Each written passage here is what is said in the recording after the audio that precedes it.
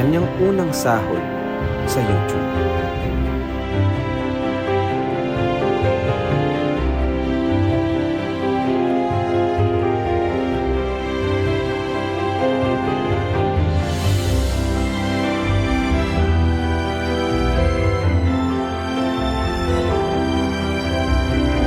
Kay God, syempre sa hindi ko po ina-expect yung mga gantong bagay na mangyayari sa amin ngayon.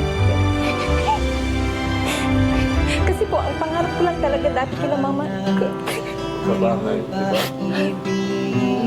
Sabi ko po, kapag nakapagtapos po ako ng pag-aaral, kala ko po mismo is talagang paghihirapan ko yung mga gusto kong marating sa buhay. Marating. Sige lang.